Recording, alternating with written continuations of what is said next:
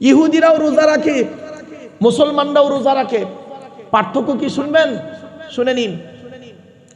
ইহুদিদের রোজার মুসলমানদের রোজার পার্থক্য কি? ইহুদিরা সাহারি খায় না। কি বললাম?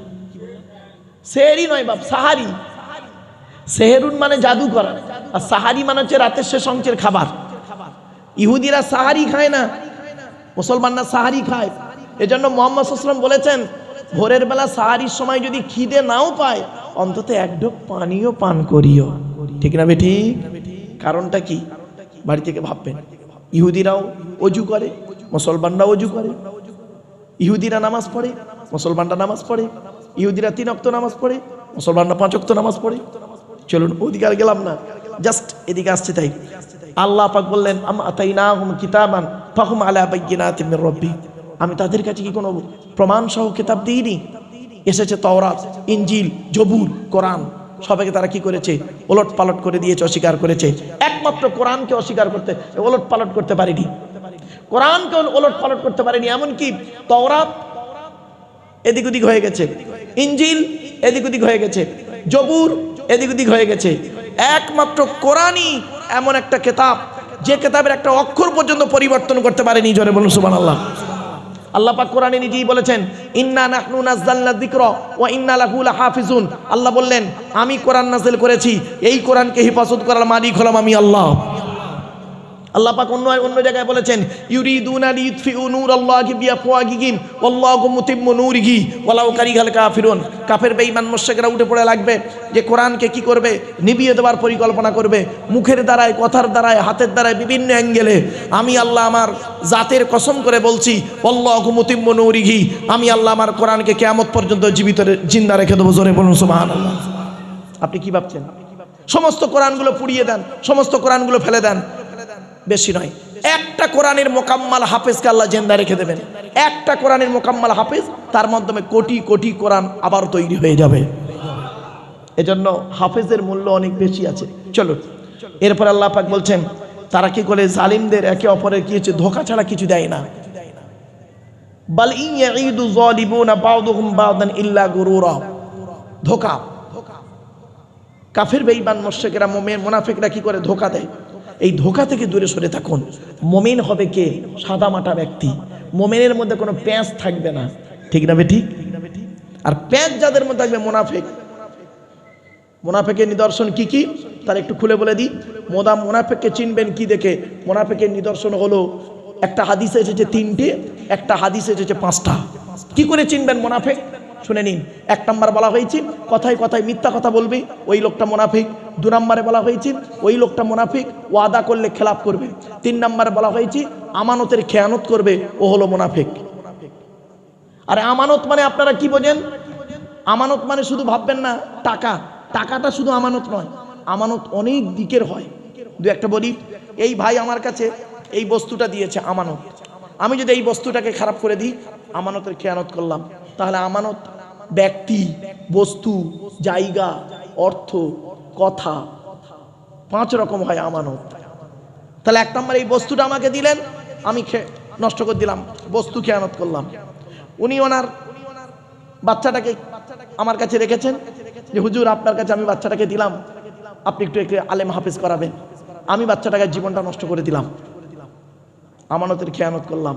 ব্যক্তি আমানত। প্রত্যেক স্বামীর কাছে তার স্ত্রী হলো আমানত। প্রত্যেক স্বামীর কাছে স্ত্রী হলো আমানত। এটা মনে রাখবেন, কিয়ামতের মাঠে আপনাকে জবাব দিতে হবে। ধৈর্যের পরিচয় দিন, একটা একটা করে বলবো আজকের। এরপরে আসছি জায়গা আমানত। আমি আমার কিছু জায়গায় ভাইয়ের কাছে রাখলাম, উনি করলেন কি সুযোগ বুঝে বিভিন্ন অ্যাঙ্গেলে উনি নিজের নামে রেকর্ড করে নিলেন। আমি বুড়ো মানুষ, কিছু বলতে পারলাম না। জায়গা আমানত, মনে রাখবেন। এবার আসছি টাকা। কিছু টাকা রাখলাম, বুঝতে পেরেছেন। আরেকটা আমানত বলছি, কথা আমানত। কি বললাম? কথা আমানত। আমি একটা কথা ভাইকে বললাম, ভাই আপনি কথাটা গোপন রাখবেন, কাউকে বলবেন না, আলেম মানুষ। উনি করলেন কি সুযোগ বুঝে সেইটাকে লোককে প্রচার করে দিলেন। কথা আমানত। আমানতের খেয়ানতকারী হলো মুনাফিক। 4 নাম্বার হলো কি? যে ব্যক্তি ঝগড়ার সময় গালিগালাজ করে, সে হলো মুনাফিক। অনেক ব্যক্তি আছে তর্ক করতে করতে মা মাসি তুলে তাকে খুব গালিগালাজ করে, জানবেন ওটা মুনাফিকের নিদর্শন। সে কোনো পীর সাহেব, মৌলভী সাহেব, মুফতি সাহেব, বক্তা সাহেব, যে সাহেব হতে পারে। ইসলাম কোনো সাহেবকে দেখে না, ইসলাম তার আইনেই চলে। ঠিক না বেঠিক? এটা মাথায় রাখুন। 5 নাম্বার হলো শাহাদাতু কওলি জুর। নবীজি বলেছেন যারা মিথ্যা সাক্ষী দেয়, যারা মিথ্যা সাক্ষী দেয় তারা হলো মুনাফিক। আর মুনাফিকের ঠিকানা কোথায়? ইন্নাল মুনাফিকিনা ফিদ দারকিল আসফালি মিনান নার। মুনাফিকদের ঠিকানা হলো জাহান্নামের সবথেকে নিকৃষ্ট জায়গা। মুনাফিকদের কাজ কি? আল মুনাফিকুনা ওয়াল মুনাফিকাতু বা'দুহুম মিন বা'দ ইয়ামুরুনা বিল মুনকারি ওয়া ইয়ানহাউনা আনিল মারুফ। আল্লাহ পাক কোরআনে বলছেন এক মুনাফিক অপর মুনাফিকের সঙ্গ নেয়। কিরকম সঙ্গ দেখবেন? ইয়ামুরুনা বিল মুনকারি, ভালো কাজে বাধা দেয়, ওয়া ইয়ানহাউনা আনিল মারুফ, আর খারাপ কাজে আদেশ করে। ভালো কাজে বাধা দেয়, খারাপ কাজে কি করে? উদ্বুদ্ধ করে। এরা হলো মুনাফিকের নিদর্শন। আমার বাপেরা বাড়ি থেকে ভাববেন। চলুন এবার মুনাফিকদের দেখতে কেমন হয় বলবো। আরে ভাই বলবো কি বলুন? মুনাফিকদের দেখতে আমি বলিনি, কোরআন বলছে ওয়াইদা রাআইতাকুম তু'জিবুকা আজসামুহুম ওয়া ইন ইয়াকুলু তাসমা লিকাউলিহিম কাআন্নাকুম খুশুবুম মুসান্নাদা ইয়াহসাবুনা কুল্লা সাইহাতিন আলাইহিম হুমুল আদুউ ফাহসারুহুম কাতালাহুমুল্লাহু আন্না ইউফাকুন। সূরা মুনাফিকুনে 28 পারে আল্লাহ বলছেন মুনাফিকদের কি করে চিনবে নবী? আল্লাহ রাসূলকে নবীজি বলছেন, আল্লাহ রাসূলকে আল্লাহ পাক বলছেন কি নবী মুনাফিকদের চিনবে কি দেখে? কি দেখে চিনবে? গালে দাড়ি, মাথায় টুপি, নামাজও পড়ে, রোজাও রাখে, পাগড়িও পরে। কি দেখে চিনবেন মুনাফিককে? বলছে 1 নাম্বার হলো ওয়াইদা রাআইতাকুম তু'জিবুকা আজসামুহুম, ওদের দেহটা দেখলে তুমি আশ্চর্য হয়ে যাবে, চাকচিক্য থাকবে। আর কি? ওয়া ইন ইয়াকুলু তাসমা, ওরা যখন কথা বলবে না নবী তুমি দেখবে মনোযোগ সহকারে শুনবে, কত ভালো ভালো কথা বলছে। লিকাউলিহিম কান্নাকুম খুশুবুম মুসান্নাদা, ঠিক ওদের কথাটা কিরকম? দেয়ালে একটা কাঠকে ঠেকিয়ে রাখলে যেমন কোনো অস্তিত্ব থাকে না, ঠেলে দিলে পড়ে যায়, তো ওদের কথাটা ঠিক ওই রকম। আর কি মারাত্মক কথা এবার শুনুন, ইয়াহসাবুনা কুল্লা সাইহাতিন আলাইহিম। আর মুনাফিকদের একটা হলো কি জানেন? প্রত্যেকটা কথা ওরা ওদের বিরুদ্ধে মনে করে, ওদের বিরুদ্ধে। ধরুন একটা কথা অনুমান করছি, খারাপ সেন্স নেবেন না, উদাহরণটা দিক শিখে নিন।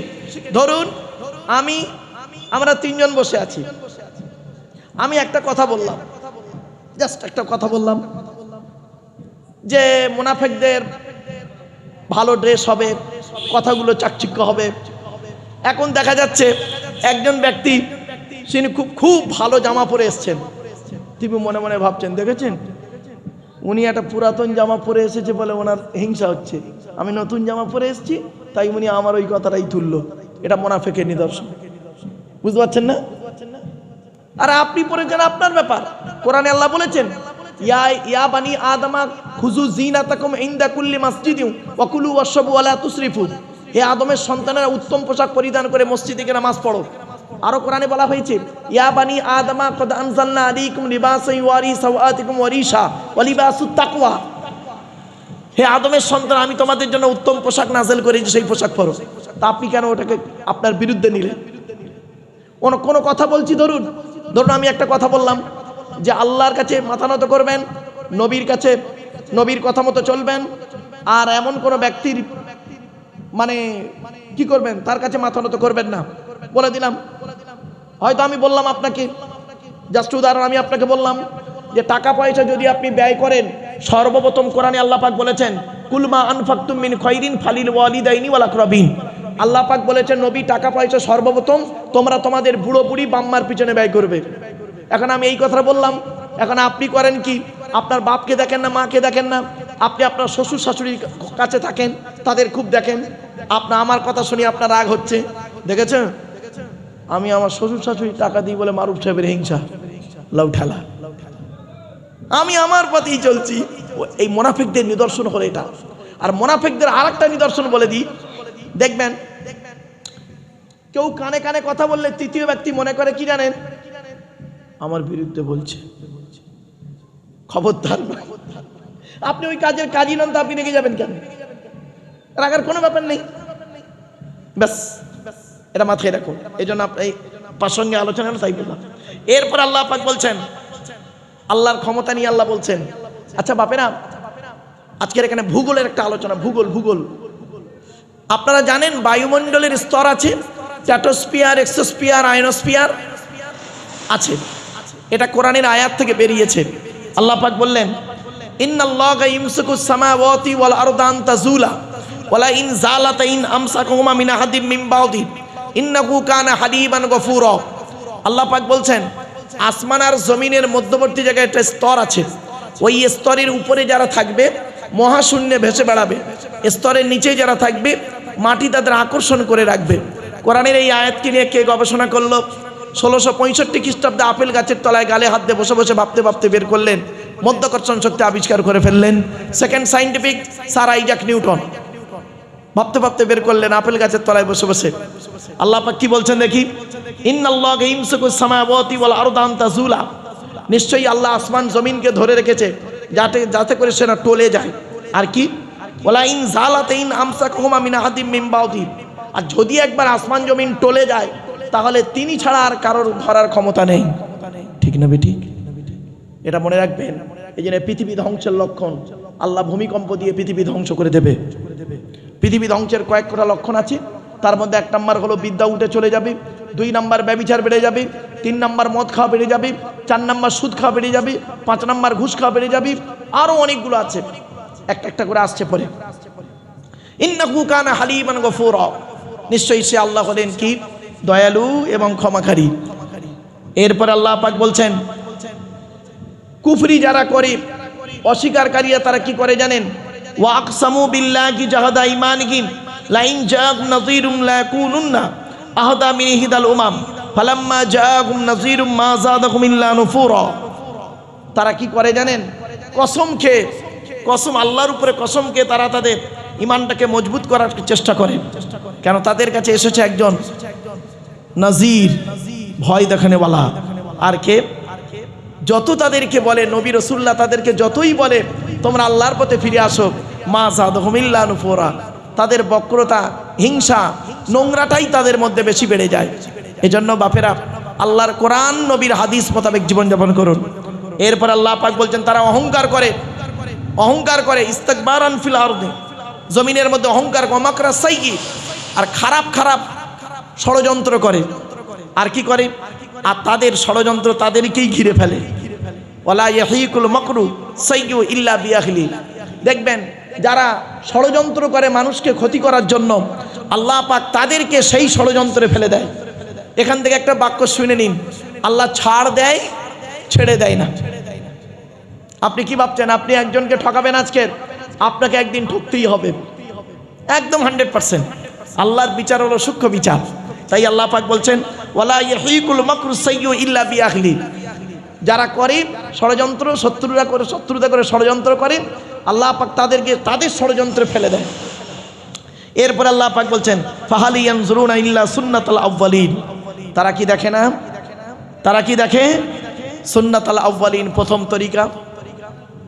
আর আল্লাহ পাক বলছেন, ফালান তাজিদা লিসুন্নাতিল্লাহি তাবদীলা, আল্লাহর সুন্নাত অর্থাৎ আল্লাহর তরিকা, আল্লাহর যে নিয়মাবলী কোনো পরিবর্তন পাবে না, আর কোনো উল্টো পাল্টা হবে না। জোরে বলুন সুবহানাল্লাহ। যারা ওলি হবে, শুনে নিন, যারা ওলি হবে, হাক্কানি পীর হবে, তারা জীবনে কোনোদিন আল্লাহর কথা, নবীর কথাকে পরিবর্তন করবে না। কোরআনে বলা হয়েছে সূরা ইউনূসের ৬২ নম্বর আয়াত, লা তাবদীলা লিকালিমাতিল্লাহ, আল্লাহর কথার যারা পরিবর্তন করবে না। ওলি হতে গেলে তার 50টা শর্ত আছে, তার মধ্যে এই 50টা শর্তের ভিতরে একটা হলো কি, লা তাবদীলা লিকালিমাতিল্লাহ, আল্লাহর কথার কোনো পরিবর্তন করবে না। এজন্য খাঁটি মোমেন যে হবে আল্লাহর কথার পরিবর্তন করতে যাবে না। আর যারা খাঁটি মোমেন হবে না, যারা আল্লাহকে অস্বীকার করবে আর অহংকার করে পৃথিবীতে চলবে, তারা করবে কি, পৃথিবীতে অস্বীকার করবে, বিভিন্ন দিক থেকে সুযোগ খুঁজবে, সুযোগ খুঁজবে। একটা সুযোগ খোঁজার উদাহরণ দেবো। এই দেখুন, নবীজির জামানার ঘটনা। লোকটার নাম হলো সালাবা। কি বললাম? সালাবা। নবীজি একদিন, এই ঘটনাটা কোথায় আছে? এ শানে নুজুলটা হলো, এ শানে নুজুল আয়াতটা কোথায় আছে? সূরা তাওবা। ওই এক ব্যক্তি নবীজির কাছে এসে বলছেন, হে নবী, আপনি আমার জন্য একটু দোয়া করুন। কেন? কেন? আমি খুব গরিব। তা দোয়া করলে কি চাইছো? আল্লাহ যেন আমাকে ধনী করে দেয়। তা নবী বললে ধনী হলে কি করবে? আমি ধনী হলে প্রচুর টাকা দান করব। নবীজি বললেন আল্লাহ যাকে চায় ধনী বানায়, যাকে চায় তাকে গরিব বানায়। তবুও সাহাবী ব্যক্তিটা শুনছে না, আবার বলছে হে নবী আপনি আল্লাহর কাছে একটু দোয়া করুন না আমার জন্য, আল্লাহ যেন আমাকে ধনী বানিয়ে দেয়, ধনী বানিয়ে দেয়। নবীজি দ্বিতীয়বার বললেন তুমি আমাকে দেখো, আমাকে দেখো আমি কি অবস্থায় আছি, আমার দেখে তুমি শেখো। তবুও লোকটা বলছে আপনি আল্লাহর কাছে দোয়া করুন না, আল্লাহ যাতে আমাকে ধনী বানিয়ে দেয়। তৃতীয়বার হয়ে যাবার পরে চতুর্থবার আল্লাহ নবী করলেন কি, বললেন হে আল্লাহ আপনি এই ব্যক্তিকে ধনী বানিয়ে দিন। তো আল্লাহ তাকে ধনী বানিয়ে দিল। কিরকম ধনী হয়েছে শুনে নিন।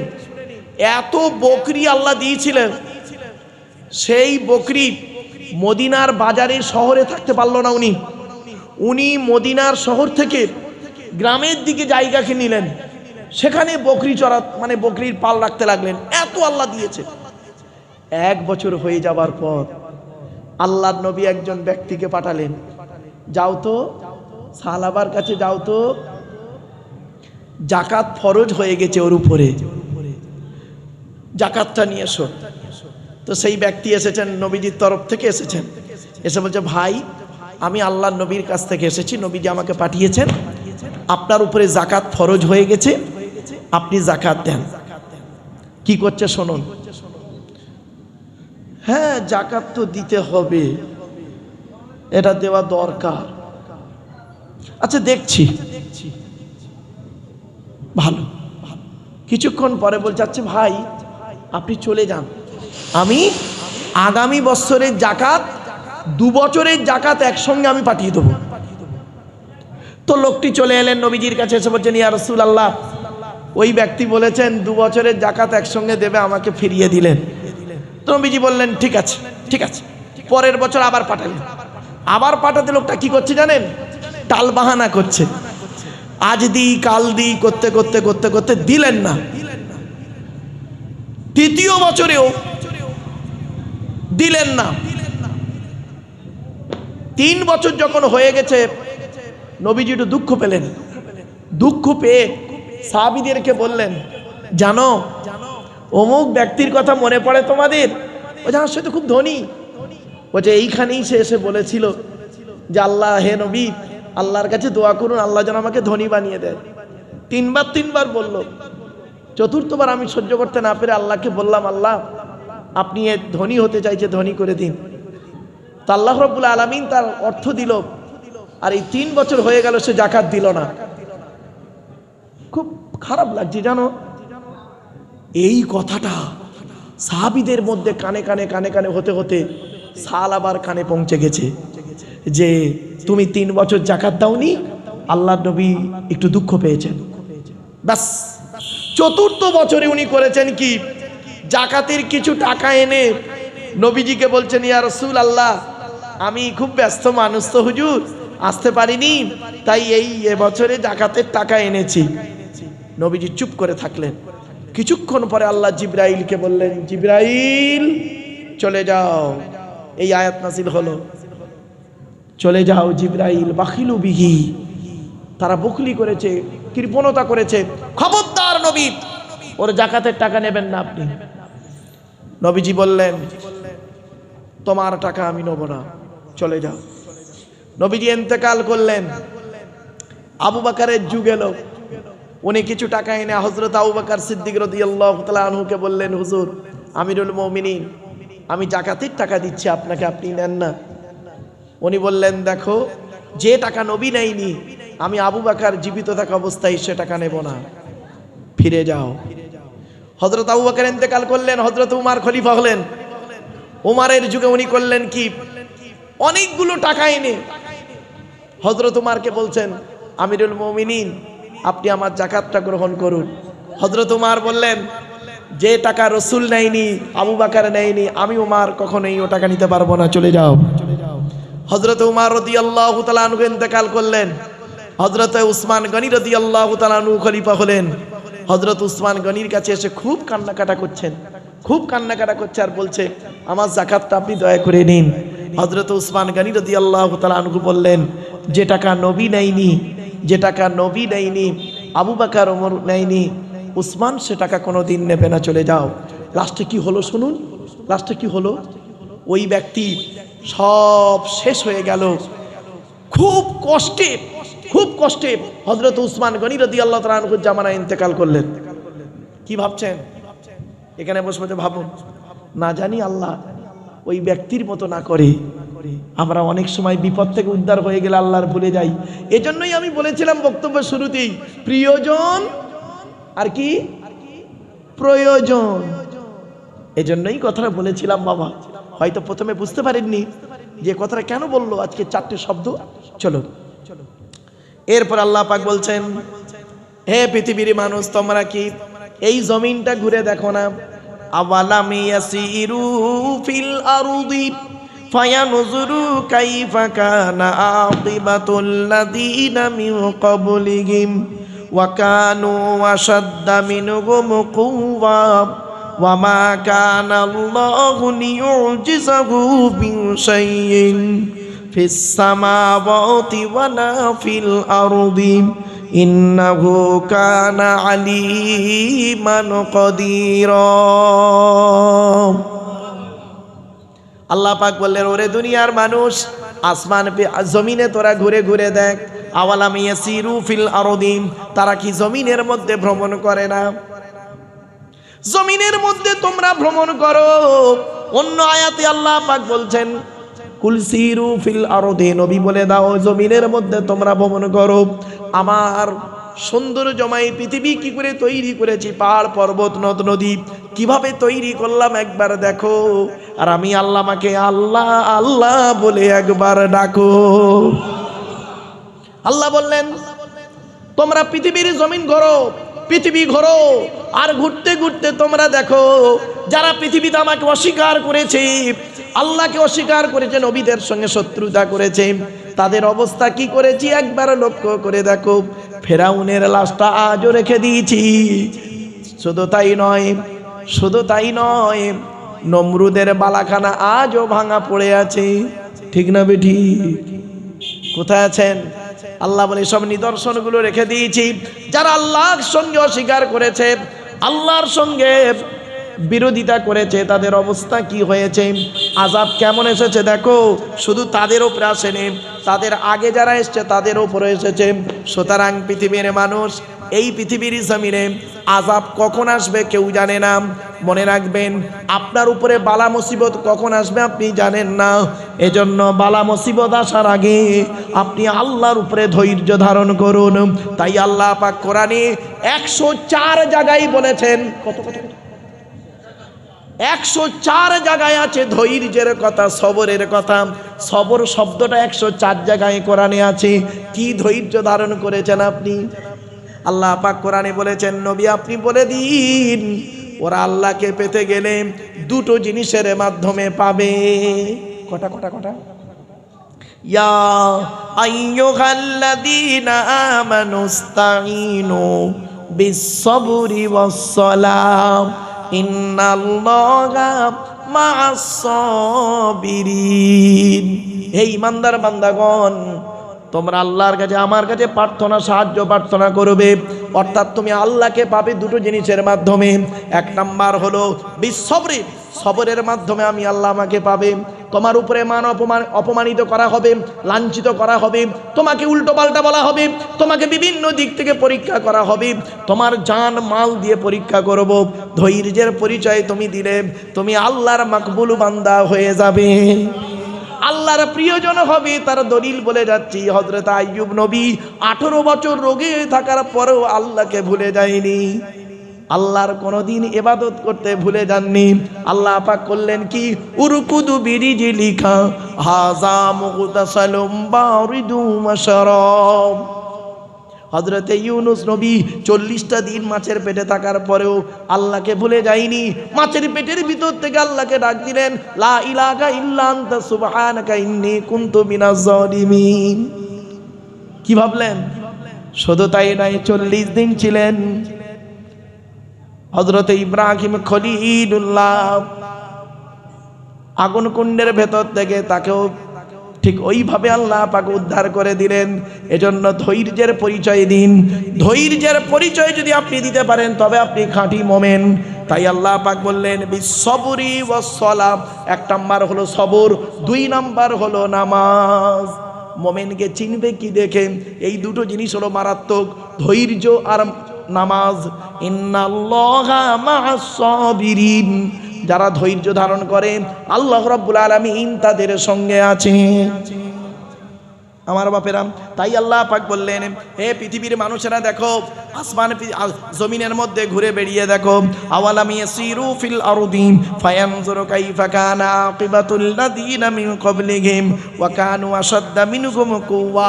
তারা ক্ষমতার দিক থেকে অনেক সক্রিয় ছিল, খুব ক্ষমতাবান ছিল। হুদ নবীর লোকেরা, আদ জাতি খুব ক্ষমতাবান ছিল, কিন্তু তারা ধ্বংস হয়ে গেল। আল্লাহ বলে, যাকে আমি ধ্বংস করি একবার খালি বলি শেষ হয়ে যায়। এজন্য ধ্বংস আসার আগে, ধ্বংস হওয়ার আগে তুমি পরিবর্তন হয়ে যাও। এটাই হলো তোমার জীবনের সব থেকে বড় সুযোগ। এরপরে আল্লাহ পাক বললেন, তারা কি করেছে? আল্লাহ রাব্বুল আলামিনকে তারা কোনোদিন, পৃথিবী আসমান জমিনের মধ্যে এমন কিছু জিনিস নেই আল্লাহকে কি করতে অপারক করতে পারে। আল্লাহ মানুষকে অপারক করে দেন, আল্লাহকে কেউ অপারক করতে পারে না। জোরে বলুন। আপনি হয়তো মনে মনে ভাবছেন অনেক কিছু করে ফেলবো, আল্লাহ বলে না, তুই মায়ের পেট থেকে এরই দুর্বল হয়ে আস্তে আস্তে ক্ষমতা দিলাম, আবার বুড়ো হবি দেখবি দুর্বল হয়ে যাবি, তোর ক্ষমতা শেষ। এজন্য একটা কথা আপনাদের বলে যাচ্ছি, 40 বছর বয়স হয়ে গেলে, 40 বছর বয়স পার হয়ে গেলে ডিগ্রির কোনো মূল্য থাকে না। ঠিক না বেটি? ডিগ্রির মূল্য থাকে না 40 বছর বয়সের পরে গো বাপ। আর 60 বছর বয়স হয়ে গেলে, 50 বছর বয়স হয়ে গেলে, এই মা বোনেরা শুনে নিন, খুব তো রূপের বাহার দেখান, স্বামীকে গুরুত্ব দেন না, খবরদারে কাজ কোনোদিন করবেন না। শুনে নিন আমার মা বোনদের বলে যাচ্ছি, মা বোনেরা, আল্লাহ রসুল একদিন সাহাবীদেরকে বললেন, তোমাদের বাড়িতে কয় শ্রেণীর মেয়ে ছেলে আছে বলো? সাহাবীরা বললেন, ইয়া রাসূলুল্লাহ, আমাদের বাড়িতে 4 শ্রেণীর মেয়ে ছেলে আছে। কে কে? মা, বোন, মেয়ে, বউ। আল্লাহর নবী বললেন, এই 4 শ্রেণীর মেয়ে ছেলে জান্নাতি না জাহান্নামী বলো? সাহাবীরা বললেন, ইয়া রাসূলুল্লাহ, জান্নাতি না জাহান্নামী বলবো কিভাবে? এটা তো বলা সম্ভব নয়। আল্লাহর নবী বললেন, যে সমস্ত মেয়েদের মধ্যে কমসে কম 6টা অভ্যাস থাকবে, ওই মেয়ে ছেলে যত নামাজ পড়বে, রোজা রাখবে, হজ করবে, ওই মেয়ে ছেলে হবে জাহান্নামী। কটা? 6টা অভ্যাস থাকবে। আমার মা বোনরা, চৈতলের মা বোনরা আজকের এসেছেন, মায়েরা বোনেরা, আপনাদের মধ্যে এই 6টা অভ্যাস যেন না থাকে। আর আপনাদেরকে আমি অনুরোধ করছি, বাড়িতে গিয়ে এই 6টা অভ্যাসকে পরিবর্তন করার চেষ্টা করবেন। 1 নাম্বার, নবী বললেন, ওই নারী হলো জাহান্নামী নারী, যে নারী স্বামীর সঙ্গে যখন কথা বলে মেজাজ দিয়ে কথা বলে। অনেক মা বোন আছে দেখবেন, পাড়ার লোকের সঙ্গে কথা বলে মিষ্টি ভাষায়, আর স্বামীর সঙ্গে যখন কথা বলে মেজাজ দিয়ে কথা বলে। খবরদার, জীবনে কোনো দিন স্বামীর সঙ্গে মেজাজ দিয়ে কথা বলো না মা। মনে রাখবে, স্বামী নামক বটগাছটা যেদিন মরে যাবি, স্বামী নামক বটগাছটা যেদিন মরে যাবে, সেই দিন বুঝতে পারবে কি জিনিস হারিয়েছেন। 2 নাম্বার হলো ওই নারীদের প্রতি আল্লাহর গজব, যে নারী স্বামীর দুর্নাম বদনাম অন্যের কাছে করে বেড়ায়। 3 নাম্বার হলো ওই নারীর প্রতি আল্লাহর গজব, যে নারী স্বামী থাকতে অন্য পুরুষের সঙ্গে পরকীয়ায় লিপ্ত হয়। 4 নাম্বার হলো ওই নারী, যে নারী স্বামীর বিছানা ছেড়ে দিয়ে অন্য বিছানায় রাত কাটায়। 5 নাম্বার হলো ওই নারীর প্রতি আল্লাহর গজব, যে নারী স্বামীর পরিবারের সঙ্গে খারাপ আচরণ করে। অনেক মেয়ে ছেলে আছে দেখবেন, স্বামীকে খুব ভালোবাসে, স্বামীর বাপ ভাইয়ের দেখতে পারে না। মেয়েরা মেয়েরা আর ছেলেরা পার্থক্য কি জানেন? শুনুন, পুরুষ তার শ্বশুর শাশুড়িকে জানা ভক্তি করে, তার চারানা যদি নারীরা ওদের শ্বশুর শাশুড়ির ওই ভক্তি করত, চারানা সংসারটা জান্নাত হয়ে যেত। বেশিরভাগ মেয়েদের সংসার নষ্ট হয় মেয়ের মায়ের কান ভাঙানিতে। যে মেয়ের মা যত বেশি চালাক, ওই মেয়ের কপালে তত তাড়াতাড়ি তলক। বাস্তব কথা বললাম, রাগ করবেন না। যে মেয়ে ছেলে দেখবেন বিয়ের পরে স্বামীর কথার গুরুত্ব না দিয়ে ওর বাপ-মার কথায় উঠে বসে, ওই নারী হলো জাহান্নামী নারী। শুনে নিন, একজন পুরুষ চারজনকে খুশি করলে জান্নাতি। পুরুষ, তুমি তোমার রব আল্লাহকে খুশি করো। 2 নাম্বার পুরুষ, তুমি তোমার নবীকে খুশি করো। 3 নাম্বার পুরুষ, তুমি তোমার জন্মদাতা বাপকে খুশি করো। 4 নাম্বার পুরুষ, তুমি তোমার পেটে ধরা মাকে খুশি করো। আগে ভালো ছেলে হন, পরে ভালো জামাই হবেন। আমরা ভালো ছেলে হতে পারিনি, ভালো জামাই হতে পেরেছি। বাড়ি থেকে ভাববেন। শুধু তাই নয়, একজন নারী 3 জনকে খুশি করলে জান্নাতি। 1 নাম্বার নারী, তুমি তোমার রব আল্লাহকে খুশি করো, অর্থাৎ কোরআন মোতাবেক জীবন যাপন করো। 2 নাম্বার নারী, তুমি তোমার নবীকে খুশি করো, নবীর হাদিস মোতাবেক জীবন যাপন করো। মেয়েদের 5 রকম পোশাক পরা হারাম। করকম 5 রকম পোশাক পরা হারাম। মা বোনেরা ভালো করে শুনে নিন। 1 নাম্বার, মেয়েদের ওই পোশাক পরা হারাম যে পোশাকটা গায়ের সঙ্গে চাপতে থাকে। আপনারা কি বলেন? টাইট ফিট পোশাক, এটা পরা হারাম। তবে পরতে পারো, ওর সঙ্গে ওর উপরে চাদর বা কাপড় দিয়ে ঢেকে নিতে হবে। 2 নাম্বার, মেয়েদের ওই পোশাক পরা হারাম যে পোশাকটা পরলে বাইরে থেকে ভেতরের অঙ্গ দেখা যায়। অনেক মা বোন আছে এমন কিছু পোশাক পরে, আপনি কেমন পিতা, কেমন বাপ, নিজের মেয়েকে, একটা 16 বছরের মেয়েকে একটা জামা কিনে দিয়েছেন ঈদের সময়, মুশারির থেকেও খারাপ আপনি বাপ। 3 নাম্বার হলো মেয়েদের ওই পোশাক পরা হারাম যে পোশাকটা, তুমি যে ধর্মের মহিলা, অন্য ধর্মের পোশাক পরা হারাম তোমার জন্য। 4 নাম্বার, মেয়েদের ওই পোশাক পরা হারাম যে পোশাকটা বিপরীত লিঙ্গের মতো। তার মানে কোনো মেয়ে ছেলে বেটা ছেলের পোশাক পরতে পারবে না, কোনো বেটা ছেলে মেয়ে ছেলের রূপ ধারণ করতে পারবে না। অনেক মা বোন আছে, বাচ্চা ছেলে মেয়েকে আপনি, আপনার 6 বছরের বাচ্চা মেয়েকে আপনি জিন্সের প্যান্ট আর গেঞ্জি পরিয়ে দিলেন, ওই মেয়েটা 16 বছর বয়স হলে ও কি বোরকা পরবে আশা করলেন? বাড়ি থেকে ভাববেন। তারপরে 5 নাম্বার বলা হয়েছে, 5 নম্বরে বলা হয়েছে ওই মেয়েটির ওই মেয়ে ছেলে, মেয়েদের ওই পোশাক পরা হারাম যে পোশাকটা পরলে বিপরীত লিঙ্গকে আকর্ষণ করে। মা বোনদের বলে যাচ্ছি, মায়েরা বোনেরা, আল্লাহ আপনার যে রূপ দিয়েছে, এই রূপ কেবলমাত্র আপনার স্বামীর জন্য। স্বামী ছাড়া অন্যের কাছে যদি কোনো মহিলা তার রূপ প্রকাশ করে, জাহান্নামী নারীর পরিচয়। এজন্য মা বোনদের বলে যাচ্ছি, মায়েরা বোনেরা, স্বামীকে গুরুত্ব দিন, স্বামীকে কোনোদিন কাঁদাতে যাবেন না। আজকের অনেক মা বোন দেখা যায় স্বামীর সঙ্গে ঝগড়া হয়েছে, শ্বশুর শাশুড়ির নামে বধূ নির্যাতন কেস দিয়েছে। ঠিক না বেটি?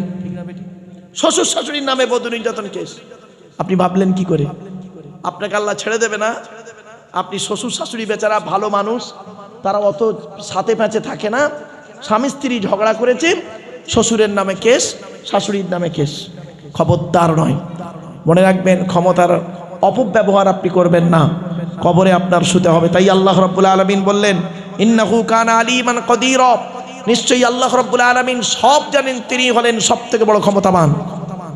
এরপরে আল্লাহ পাক বললেন, শুনে নিন, এই লাস্টের এই আয়াতটার কথা আপনাদেরকে বলি। এই আয়াতটার একটু আলোচনা খুব দীর্ঘ, তার আগে একবার দরুদ শরীফ। আল্লাহুম্মা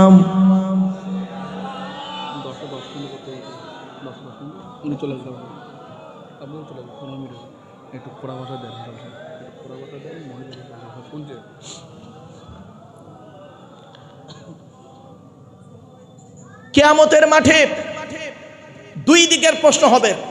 কদিকের? তাড়াতাড়ি উত্তর দেন, তাড়াতাড়ি। আল্লাহর তরফ থেকে প্রশ্ন, বান্দার তরফ থেকে প্রশ্ন। আল্লাহর তরফ থেকে কি প্রশ্ন হবে? আল্লাহর হক, হুকুকুল্লাহ, আল্লাহর হক। আর বান্দার তরফ থেকে কি প্রশ্ন? হুকুকুল ইবাদ, বান্দার হক। তো আল্লাহর হক কি? চলুন, আল্লাহ বলবেন আমাকে আপনাকে, নামাজ পড়েছিলিস, রোজা রেখেছিলিস? তা আমি আপনি সেই দিন কি বলবো? মার খাবার ভয়ে, আল্লাহ মাঝে মাঝে করেছি, মাঝে মাঝে করিনি, আল্লাহ মাফ করে দিন। আল্লাহ বললেন রোজা রেখেছিলিস? আমরা কি বলবো? আল্লাহ মাঝে মাঝে রোজা রেখেছি, মাঝে মাঝে রোজা রাখিনি। আল্লাহ বলবেন কেন? তো 1 মাস রাখার কথা। আল্লাহ, আমরা তখন কি বলবো জানেন? আল্লাহ এত কাজের চাপ, প্রচুর ব্যস্ত মানুষ ছিলাম। তা আল্লাহ বলবেন ব্যস্তটা কার জন্য হলি? আল্লাহ ছেলে মেয়ের ভবিষ্যতের জন্য, স্ত্রীর মুখে অন্ন জোগানোর জন্য, পিতামাতাকে ভালো রাখার জন্য, ওদের জন্য। তাই কিয়ামতের মাঠে তোর এই করুণ দৃশ্য দেখে তাদেরকে দেখা পেয়েছিস, যাদের জন্য পৃথিবীতে এত কিছু করলি, কিয়ামতের মাঠে তাদেরকে দেখতে পেয়েছিস? তখন বান্দা বলবে আল্লাহ দেখতে তো পেয়েছিলাম, সব বেঈমান, সব বেঈমান। কেন? কাকে দেখতে পেলি? সে বাপটাকে দেখতে পেয়েছে। হাজী সাহেব বাপ কি করলো? আমার দেখে এই করুণ দৃশ্য দেখে সরে পালালো। আর কে পালালো? মাকে দেখতে পেলাম, আমার এই করুণ দৃশ্য দেখে মাটাও সরে গেল। কেন? আমি আল্লাহ কোরআনে পৃথিবীতে বলে দিইনি? তোদের কাছে কোনো বক্তা, কোনো আলেম তোদেরকে বলেনি আমার কোরআনের এই আয়াতটা? বান্দা তখন বলল আল্লাহ কোন আয়াত? ইয়া আইয়ুহান নাসুত্তাকু রাব্বাকুম ওয়াখশাউ ইয়াওমান লা ইয়াজজি ওয়ালিদুন আও ওয়ালাদিহি ওয়ালা মাউলুদুন হুয়া জাযিন আও ওয়ালিদিহি শাইয়্যা ইন্না ওয়া'দাল্লাহি হাক্কুন ফালা তাগুররান্নাকুমুল হায়াতুদ দুনিয়া ওয়ালা ইয়াগুররান্নাকুম বিল্লাহিল গরুর।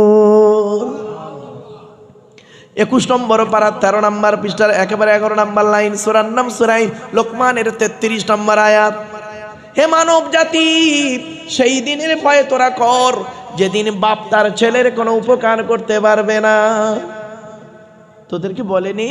তখন বান্দা বলবে আল্লাহ বলেছিল তো, গুরুত্ব দেইনি।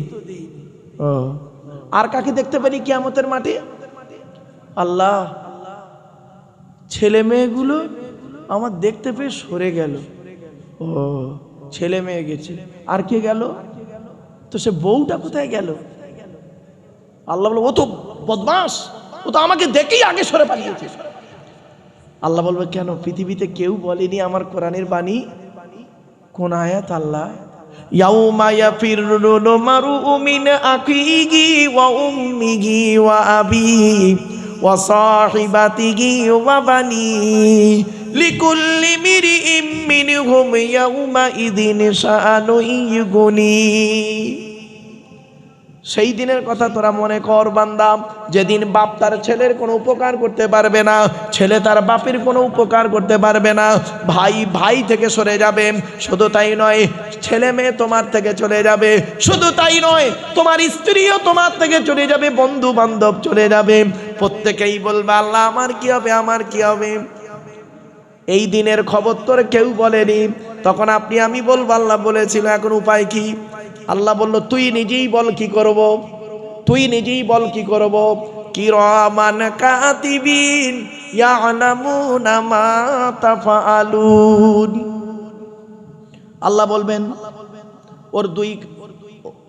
ওর গলায় আমলনামাটা ঝুলিয়ে দে। আচ্ছা আপনাদের এলাকায় হাজিরা হজ করতে যায় তো? আরে ভাই বলুন না, দমদম এয়ারপোর্টে তুলতে যান তো? আর দেখবেন প্রত্যেক হাজির গলায় একটা কালো করে ব্যাগ থাকে না? আর ব্যাগ থাকে তো নাকি? আর ব্যাগে সব পাসপোর্ট টাসপোর্ট ভিসা টিসা সব থাকে তো? ওইটা আমি একবার তুলতে গেছিলাম আমার এক বন্ধুকে হজে। তো হজে তুল থেকে ওই জিনিসটা থেকে কোরআনের এই আয়াতটা মনে পড়েছে। এই তাফসিরুল কোরআনের মাহফিল সুন্দর, অন্য বছরের তুলনায় ভালো লাগছে। কেন জানেন?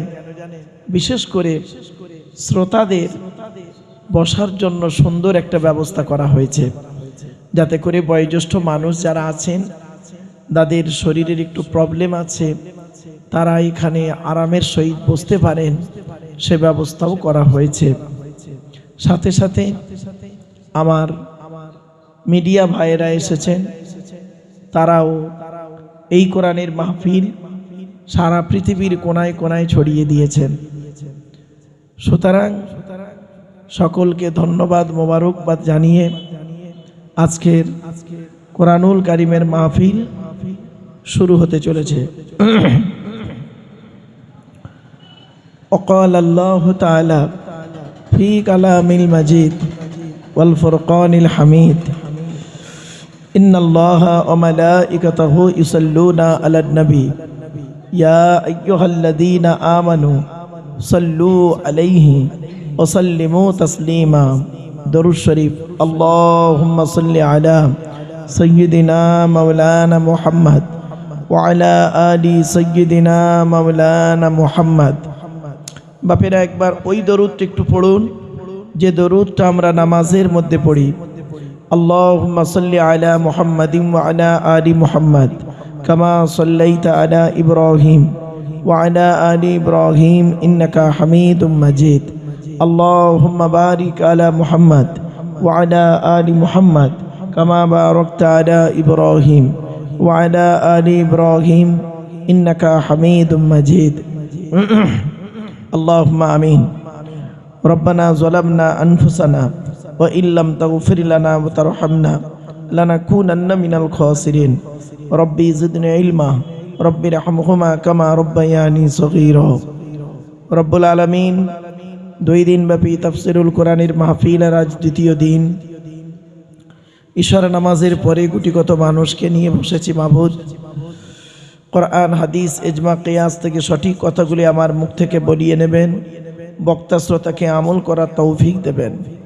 রব্বুল আলামিন আল্লাহ, এই 2 দিন ব্যাপী কোরআনুল কারিমের মাহফিলে যে সমস্ত বাবাজিরা, যুবক ভাইয়েরা, স্নেহের কচি কচি বাচ্চারা, মা বোনেরা রাতের আরামকে হারাম করে দিয়ে, মূল্যবান সময়কে ব্যর্থ দিয়ে, আরামের বিছানাকে ত্যাগ করে দিয়ে চাতক পাখির ন্যায় ছুটে এসেছেন, আসছেন এবং আসবেন, কিয়ামতের দিন, মুসিবতের সময় আরশের তলায় ছায়াদান করুন।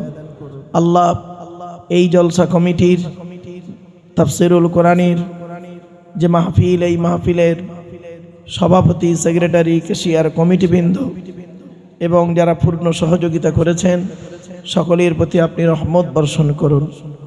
আল্লাহ, আমাদের আত্মীয় স্বজন যারা কবরবাসী হয়ে গেছেন, সকলের উপর আযাবকে মাফ করে দিন। আল্লাহ রব্বুল আলামিন, দয়া করে মেহেরবানি করে আল্লাহ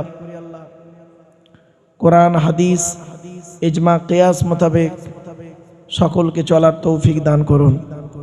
রব্বি ইশরাহ লি সাদরি ওয়া ইয়াসসির লি আমরি ওয়াহলুল উকদাতাম মিন লিসানি ইয়াফকাহু কওলি।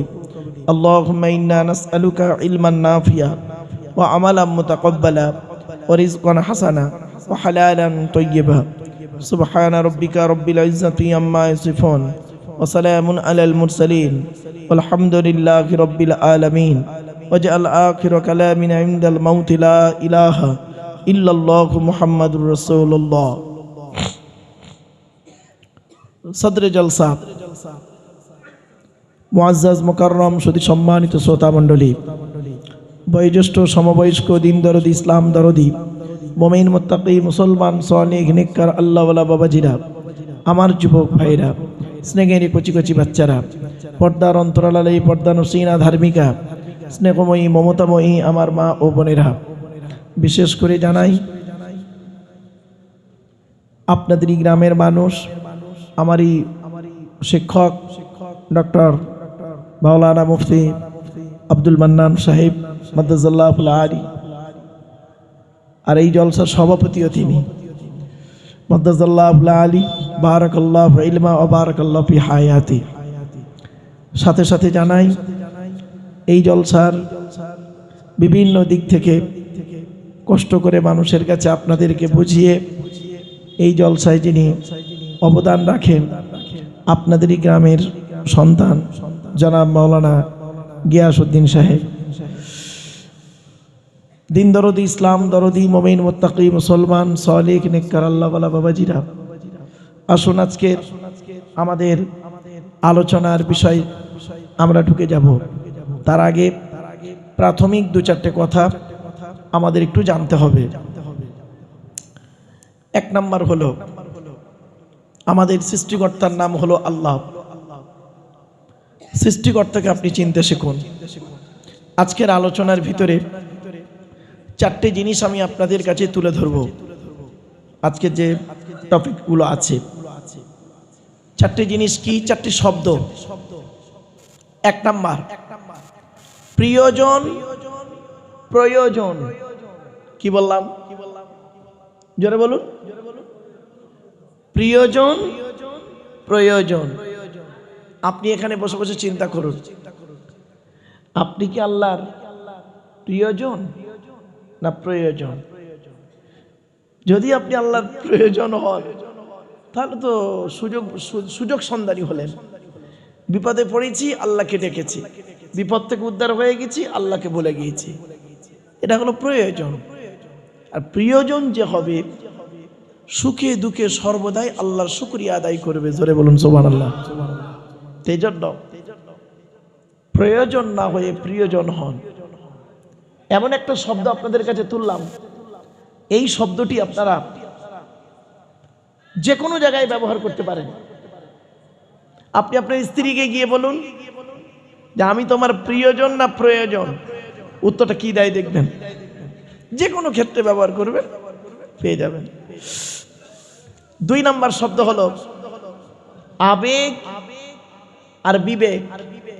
কি বললাম বাবা? আবেগ আর বিবেক। ইসলাম আবেগের ধর্ম নয়, বিবেকের ধর্ম, এটা মাথায় রাখবেন। আবেগে এমন কিছু করবেন না যেটা কোরআন এবং হাদিসের বহির্ভূত কাজ হয়ে যায়। ছোট্ট একটা এক্সাম্পল দিচ্ছি। ইহুদিদের হেদায়েতের জন্য আল্লাহ একটা নবী পাঠিয়েছিলেন। নবীটির নাম হলো হযরত উযাইর আলাইহিস সালাতু সালাম। উযাইর নবীকে ইহুদিরা ভক্তি করতে করতে করতে করতে আবেগে বলে ফেললেন উযাইর নবী নয়। বলল কে? বলল উযাইর আল্লাহর বেটা। নাউজুবিল্লাহ বলুন। আবেগ কোথায় নিয়ে গেল দেখলেন? নাসারারা, খ্রিস্টানরা তিন দলে বিভক্ত হলো, সালিসুন সালাসা। ঈসা নবীকে ভক্তি করতে করতে করতে করতে আবেগে একদল বলে ফেলল ঈসা নিজেই আল্লাহ। নাউজুবিল্লাহ বলুন। আর এক দল বলল ঈসা আল্লাহ নয়। বলল কে? বলল আল্লাহর বেটা। নাউজুবিল্লাহ বলুন। আর এক দল বলল ঈসা আল্লাহও নয়, আল্লাহর বেটাও নয়। কে? আল্লাহর নবী এবং আল্লাহর বান্দা। এরাই হলো অরিজিনাল ঈসাঈ। এদের সংখ্যা ছিল মাত্র 12 জন। কত কত কত মাথায় রাখুন। তো এই জন্য আপনাদেরকে বললাম আবেগ আর বিবেক। 3 নম্বর শব্দটি হলো ভালোবাসা, ভালো লাগা। দুটো কোনো দিন এক নয়। ভালোবাসাটা হলো চিরস্থায়ী, ভালো লাগাটা হলো ক্ষণস্থায়ী। এখন আপনাকে আমার ভালো লাগছে, 10 মিনিট পরে আপনার নাও লাগতে পারে। এজন্য ভালো লাগা, ভালোবাসা, এটা মাথায় রাখুন। কেন আজকের বলছে এগুলো? একটু ধৈর্যের পরিচয় দিন। 4 নাম্বার খুব গুরুত্বপূর্ণ একটি শব্দ। কি? ইতিহাস, পরিহাস। কি বললাম? ইতিহাস, পরিহাস। পরিহাস শব্দের অর্থ কি জানেন? তুচ্ছ করা, তাচ্ছিল্য, ছোট করা, হেয় করা ইত্যাদি অনেকগুলো অর্থ হয়। যদি আপনি জীবনে উন্নতি করতে পারেন, চাই সেটা শিক্ষা হোক, চাই সেটা ধর্মের জিনিস হোক, ব্যবসা হোক, যে কোনো দিকে যদি জীবনে উন্নতি করতে পারেন, তাহলে আপনার গায়ের ছেঁড়া জামাটা হবে জনগণের কাছে ইতিহাস। আর যদি জীবনে উন্নতি করতে না পারেন, আপনার গায়ের সুন্দর পোশাকটা হবে জনগণের কাছে পরিহাস। ঠিক না ঠিক? তাহলে এই চারটে শব্দ মাথায় আজকে রাখা হোক। 1 নাম্বার হলো প্রিয়জন, প্রয়োজন। 2 নম্বর শব্দ হলো কি?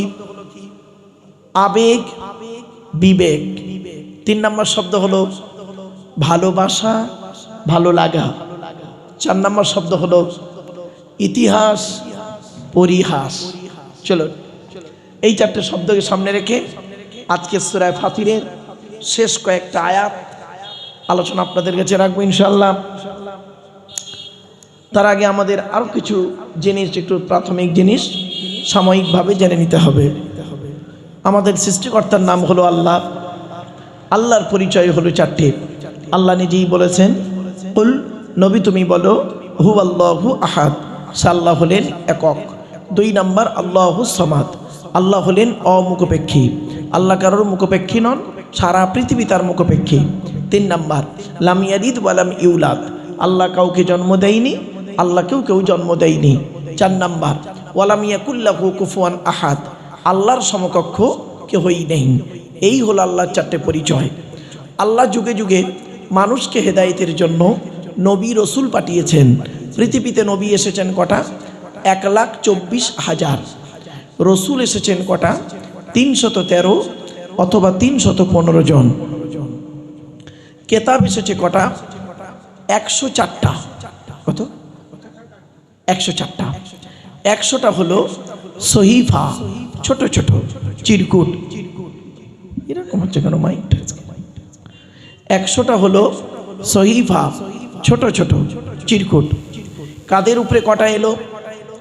আদম নবীর উপরে এসেছে 10টা, ইব্রাহিম নবীর উপরে এসেছে 10টা, শীষ নবীর উপরে এসেছে 30টা, ইদ্রিস নবীর উপরে এসেছে 50টা। এই মোট 100টা। এবার 101 নাম্বার কেতাবের নাম কি? কেতাবটির নাম হলো তাওরাত। হিব্রু ভাষায় এসেছে রমজান মাসের 6 তারিখে মুসা নবীর উপরে 1000 পারা বিশিষ্ট 40 দিন ধরে। 102 নাম্বার কেতাবের নাম কি? কেতাবটার নাম হলো জবুর, 150 পারা বিশিষ্ট, খণ্ড বিশিষ্ট। দাউদ নবীর উপরে গ্রিক ভাষায় রমজান মাসের 8 তারিখে। 103 নাম্বার কেতাবটির নাম কি? কেতাবটির নাম হলো ইনজিল, নবীটার নাম হলো ঈসা নবী। সুরিয়ানি ভাষায় 27 পারা বা খণ্ড বিশিষ্ট রমজান মাসের 18 তারিখে। 104 নাম্বার কেতাবের নাম কি? কেতাবটা হলো আমার হাতেই রয়েছে সামনে, কোরআন মাজিদ। এই কোরআন রমজান মাসের লাইলাতুল কদরের রাতে হযরত মুহাম্মদ সাল্লাল্লাহু আলাইহি সাল্লামের উপরে 30 পারা বা খণ্ড বিশিষ্ট আরবি ভাষাতে 1 ফেব্রুয়ারি সোমবার 610 সালে নাজিল হয়েছে। 22 বছর 9 মাস 14 দিন, কম বেশি 23 বছর ধরে এই কোরআন কোনো ঘটনাকে কেন্দ্র করে, কোনো ব্যক্তিকে কেন্দ্র করে, কোনো বস্তুকে কেন্দ্র করে, কোনো জায়গাকে কেন্দ্র করে অবতীর্ণ হয়েছে। এই কোরআন যার উপরে এলো তার নাম হলো মুহাম্মদ সাল্লাল্লাহু আলাইহি ওয়াসাল্লাম। তার পরিচয়টা কি? তিনি হলেন শেষ নবী। কুরাইশ বংশে তার জন্ম।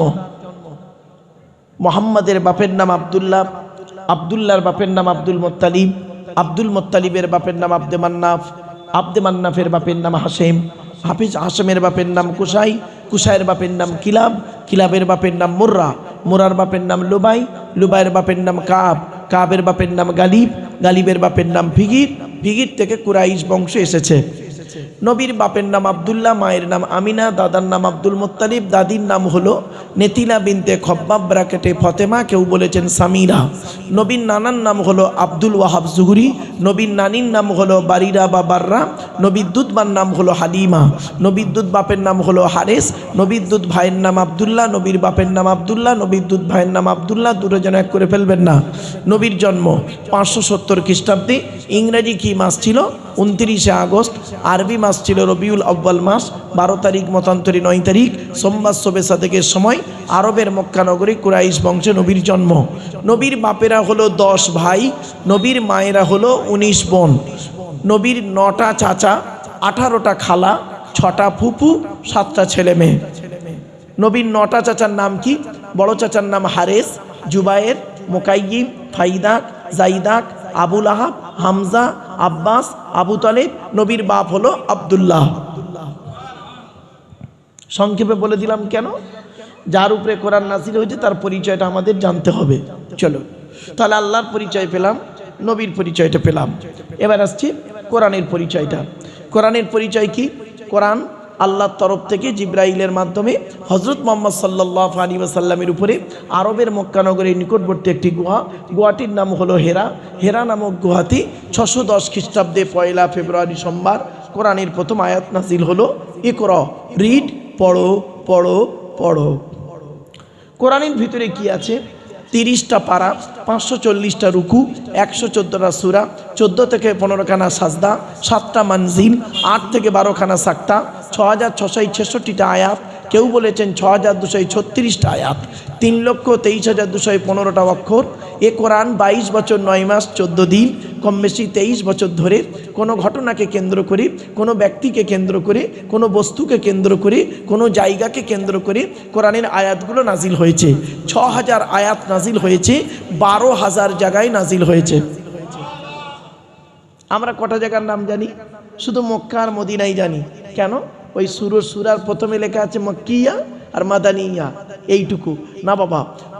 6000 আয়াত 12,000 জায়গায় নাজিল হয়েছে। চলো, এই কোরআনের ভিতরে আরো কিছু আছে, শর্টে বলে দিচ্ছি। এই কোরআনের ভিতরে আছে 250 রকমের হারাম। কত কত কত? 250 রকমের হারাম, 250 রকমের হালাল। হারাম হালাল আয়াত হলো 500টা। আপনি আমি কটা হারাম জানি? সুদ খাওয়া, মদ খাওয়া, ঘুষ খাওয়া, বিয়ের পণ নেওয়া, নারী নির্যাতন করা, জমির আল চুরি করা, হুক মেরে কারেন্ট নেওয়া, আর জানি না। 250 রকমের হারাম আছে এই কোরআনে, 250 রকমের হালাল আছে এই কোরআনে। এই কোরআনে ইয়া আইয়ুহাল্লাযীনা আমানু আছে 88 জায়গায়। আর এই কোরআনে নামাজের কথা আলোচনা করা আছে বিভিন্ন অ্যাঙ্গেলে 82 জায়গায়। এই কোরআনে লেখাপড়ার কথা আছে 92 জায়গায়। এই কোরআনে পিতামাতার সেবা যত্ন করতে হবে রয়েছে 16 জায়গায়। কত কত? এগুলো মাথায় রাখুন। 16 জায়গায় আছে পিতামাতার সেবা যত্ন করতে হবে। এই কোরআনে রয়েছে 1000-এরও বেশি আয়াত হলো বিজ্ঞান ভিত্তিক। আপনি আমি জানি না, তাই বুঝি না।